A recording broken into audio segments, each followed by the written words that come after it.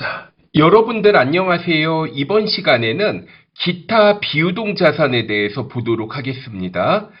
먼저 1번. 부동산 임대차 계약을 하고 보증금. 자, 우리가 건물주를 임대인이라고 하고 세입자를 임차인이라고 하거든요.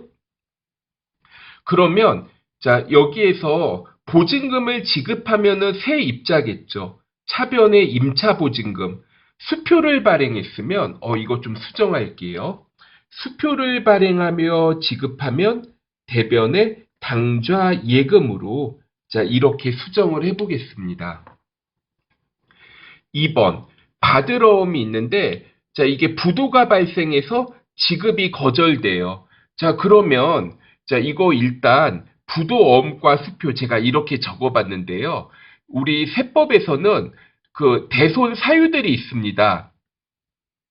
그런데 여기에서 대손 사유가 있는데 부도의 경우에는 6개월이 경과해야 대손으로 인정을 해줍니다. 일단은 부도어음과 수표 이렇게 처리했다가 대손이 확정되었을 때 대손 충당금이나 대손 상각비로 처리할 수가 있어요.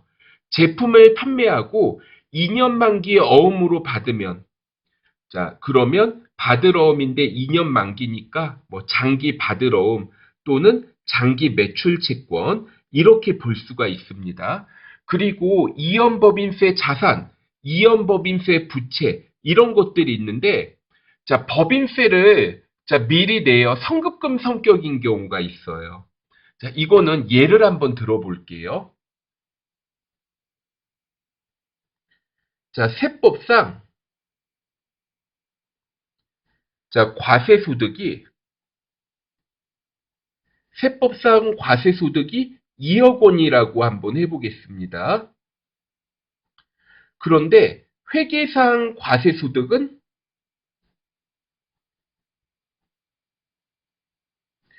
1억 8천만 원이라고 한번 가정을 해볼게요. 그러니까 이런 경우가 있습니다. 기업회계에서는 수익인데 법인세법에서는 수익으로 안 보는 경우가 있고 또 마찬가지로 기업회계에서는 비용인데 법인세법에서는 비용으로 인정되지 않는 경우들이 있거든요. 그래서 이걸 차이를 조정하다 보니까 이렇게 이제 과세소득이 다른데 단 법인세율은 10%로 가정을 해볼게요. 그러면 세법상 과세소득이 2억 원이다. 그러면 법인세율 10%를 곱하면 2천만 원이 되겠고 회계상 과세소득이 1억 8천만 원이다. 그러면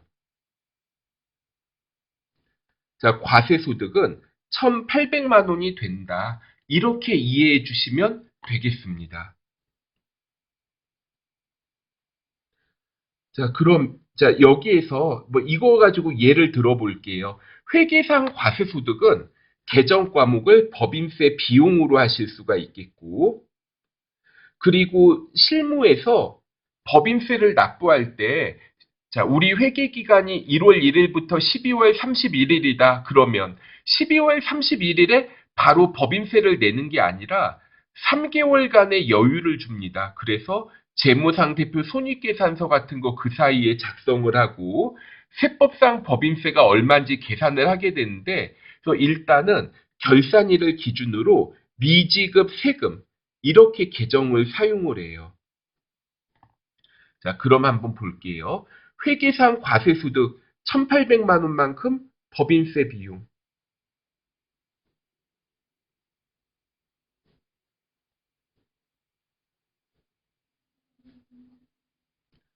그리고 추가로 내야 될 것은 미지급 세금.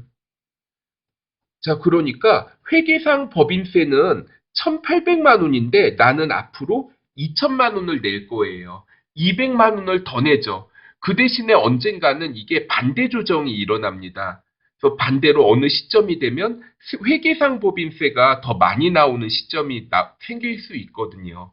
법인세에 대해서 성급금 성격으로 이연법인세 자산 이러한 이제 개정 과목을 사용을 합니다.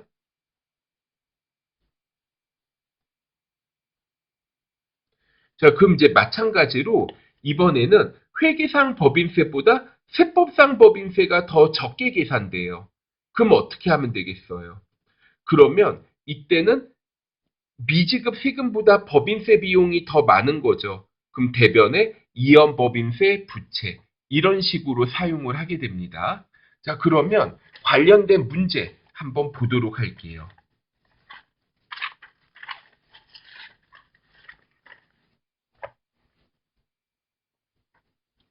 자, 1번입니다. 부동산 임대차 계약을 하고 자, 어떻게 해요? 차변에 임차보증금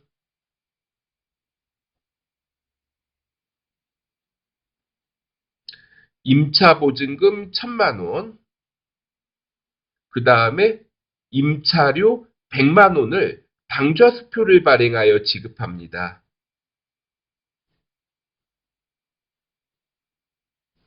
자, 당좌수표를 발행하여 지급하였다. 대변에 당좌이익금 1,100만 원이 되겠네요. 자, 2번. 부동산 임대차 계약 기간이 종료되어 임차보증금 1,000만 원이 있었는데 이거를 회수하여 보통예금 계좌에 입금하였다. 그러면 보통예금이 1,000만 원 증가하겠고요. 자, 대변에 임차보증금 1,000만 원 이렇게 적어 볼게요.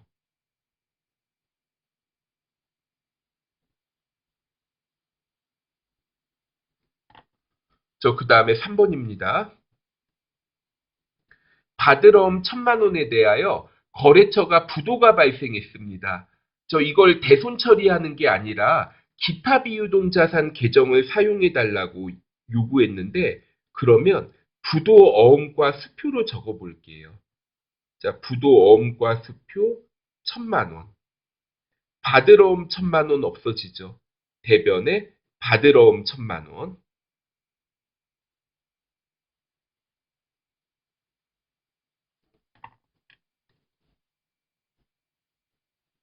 자, 4번. 제품을 3,000만 원에 판매하고 대금 중에서 1,000만 원은 현금으로 받고 1,000만 원은 1년 후에 나머지 1,000만 원은 2년 후에 받기로 하였다. 자, 대변에 제품 매출 3,000만 원입니다.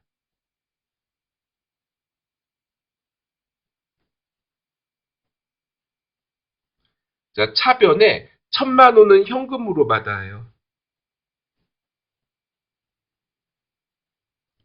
그리고 1,000만 원은 1년 후에 받을 거예요. 외상 매출금이고.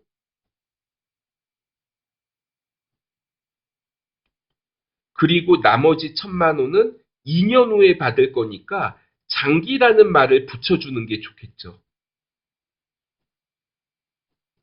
장기 매출 채권 또는 장기 외상 매출금 이렇게 적어주면 되겠습니다. 자, 5번 보도록 할까요? 자, 5번 보시면 여기 보면 일시적 차이라는 게 있는데 회계상 법인세와 세법상 법인세가 다른 경우 있죠. 자, 그런 경우에 차이가 이렇게 발생하는데 자, 이 차이를 일시적 차이, 영구적 차이 이렇게 구분할 수가 있습니다.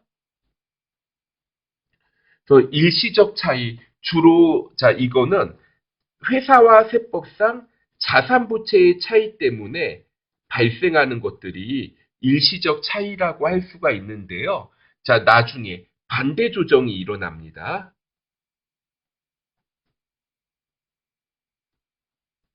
예를 들어 재고 자산을 과다하게 평가했다. 또는 감가상각을 과다하게 계산해요. 그럼 감가상각 누계액이라는 자산의 차감 계정 차이가 발생할 수 있겠죠. 퇴직급여 충당 부채를 너무 많이 설정했어요. 퇴직급여 충당 부채라는 부채의 차이가 발생하죠. 이렇게 해서 이제 세금 차이가 나는 경우 일시적 차이라고 하고, 그리고 영구적 차이가 있어요. 자, 이거 그러면 이제 자산 부채 말고 다른 경우에 이제 발생하는 건데, 예를 들어 세법에서는 접대비 한도액에 대한 규정이 있습니다. 근데 회사가 접대비를 너무 많이 지출해서 접대비 한도 초과액이 발생했다? 이거 나중에 안 없어지거든요. 그런데 자, 이연법인세 자산, 이연법인세 부채는 일시적 차이에서만 발생을 합니다.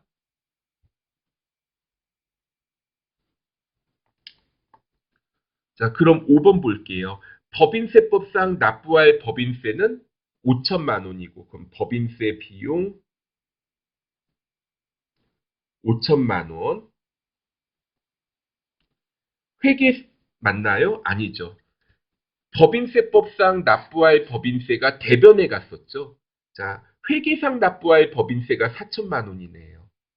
자, 좀 헷갈리게 해서 죄송해요. 회계상 법인세, 회계. 자, 이게 4천만 원이고, 그런데 내가 납부해야 될 금액은 5천만 원입니다. 자, 보통 이제 이거 법인세는 3월 달에 신고 납부하다 보니까 당연히 이 시점에서는 납부는 아직 안 하고 법인세가 얼마인지만 계산을 하거든요.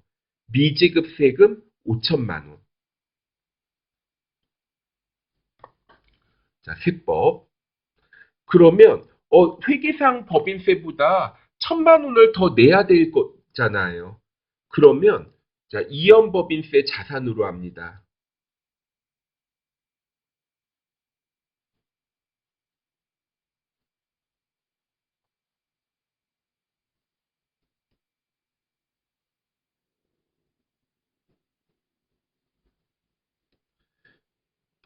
저 그리고 이거 6번 미안한데 이거 좀 지울게요. 자, 6번. 자, 법인세법상 납부할 법인세 이거 미지급 세금이죠. 5천만 원.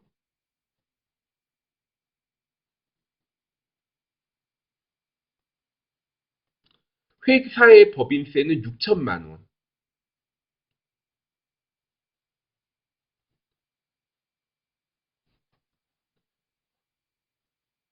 그럼 이제 대변에 1천만 원을 더 적어야 되는 상황인데요. 자, 만약에 이게 5번과 이어지는 상황이었으면 이연법인세 자산을 없애주는 식으로 처리합니다. 근데 5와 이어지는 문제는 아니다. 그러면 이연법인세 부채. 참고로 이연법인세 이 차이가 1년 이내에 없어질 것 같다. 그럼 유동부채에 해당하는 이연법인세 부채고 1년 이내에 없어지지 않을 것 같은 차이다. 그런 경우에는 비유동부채에 해당하는 이연법인세 부채로 합니다. 여러분들이 나중에 전산세무회계나 AT 시험에서 전산 입력을 하다 보면 이연법인세 자산이 두 개가 나오고 이연법인세 부채도 두 개가 나와 있어요. 언제 이 차이가 없어지는지에 따라 유동과 비유동으로 구분을 하고 같은 유동, 비유동 내에서는 상계가 가능해요. 자, 여기까지 자, 이렇게 이제 살펴봤고 다음에는 토지, 건물, 구축물 건설 중인 자산, 유형 자산에 대한 내용들 시작해 보도록 하겠습니다. 자, 수고하셨습니다.